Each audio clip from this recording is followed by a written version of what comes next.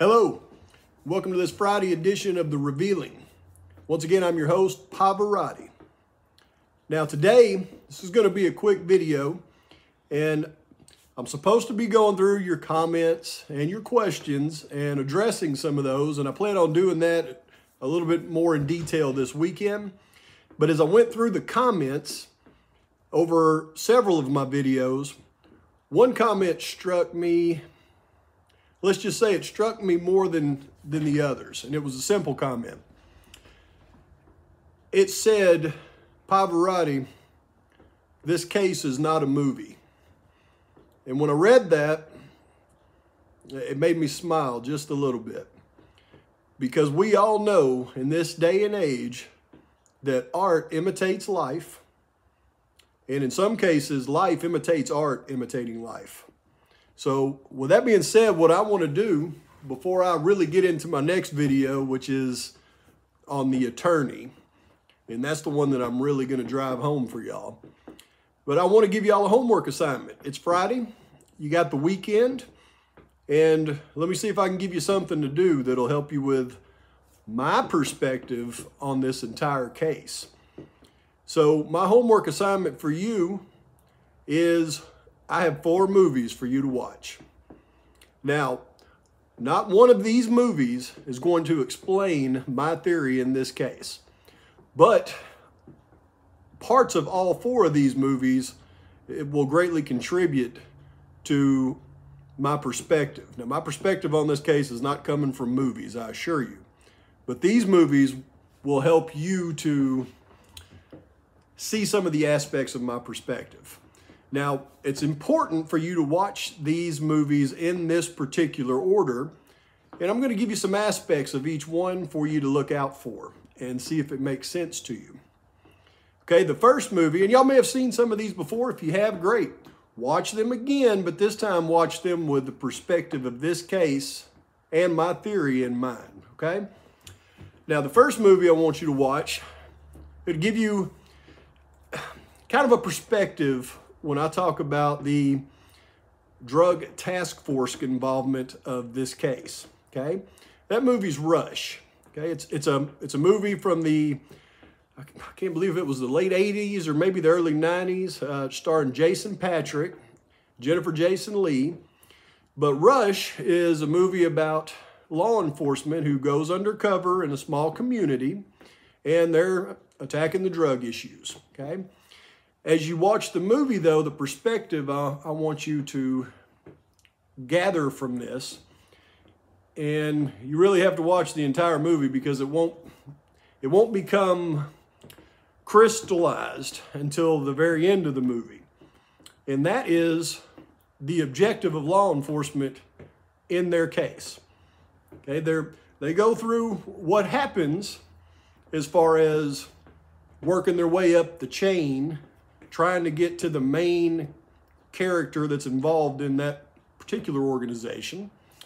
And it shows what they're willing to go through in regards to actually arresting and convicting their target. And it also will paint the picture that they're not above manufacturing things in that instance. Okay, so that's the first one to watch, Rush. The second one, this one's going to give you a little bit of perspective on Mr. Kohberger and his point of view. Now, it's my theory that Mr. Kohberger has probably watched this movie, and he may even have modeled himself after the character in this movie.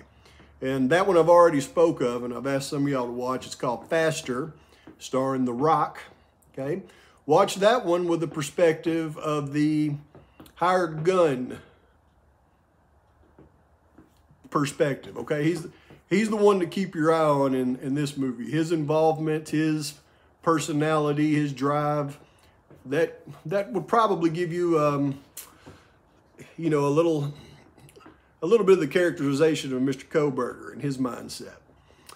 Now, the next movie I'd like for you to watch, and you ladies out there will enjoy this one, even though it is a true crime movie. Not a true crime movie, it is a crime movie. It is a murder mystery. It's called Murder by Numbers. I think you ladies will enjoy it because most of y'all have probably seen the movie Barbie. You know, you got your guy in there that played Ken. Well, this was one of his first movies when he was young. And what's his name? Gosling, Ryan Gosling, okay? Watch this movie, again, from Kohberger's perspective, and his perspective on how he wanted this crime to be seen by law enforcement. Okay, it's Murder by Numbers. Okay, and when you watch this movie, you'll understand what I'm talking about. If you haven't already seen it, you'll really understand. If you have seen it, watch it again. Okay, and then the last movie, you may have seen this, you may not have seen it, but if you have, you certainly wouldn't associate it with this case. But it's a movie by Quentin Tarantino. It's called Jackie Brown. Okay, now Jackie Brown will really give you some perspective in this case. If you're not familiar with it, it's a movie based on a very small criminal organization involved in the selling of firearms. But what you can grasp from this perspective is what happens when associates are arrested, and the thought process of the leader of the organization is they're going to talk. Well, he bails them out and he eliminates them. And when I get into the attorney aspect of this case here in the next few days, I want this to really stand in your mind if you do watch this movie. There is a certain scene in this movie where this young lady, Jackie Brown, has been arrested, and she goes to court, and it's on her arraignment, okay? And that's where they ask you, do you plead guilty or not guilty? Now, Miss Brown knows the situation she's in. She's not talking to law enforcement at this point because she knows what will happen to her if she does. And then when you watch this, I want you to see what her plead is in that case when they ask her. How does she plead? Does she plead guilty or not guilty? Or does her attorney say Miss Brown is standing silent? Because that's what people do when they know they have to be seen to not be talking. But anyway, I wanted to give you that homework assignment. If you do it, please leave me messages in the comments to let me know that you did do it. And with that being said, I'll talk to you soon. Pavarotti out.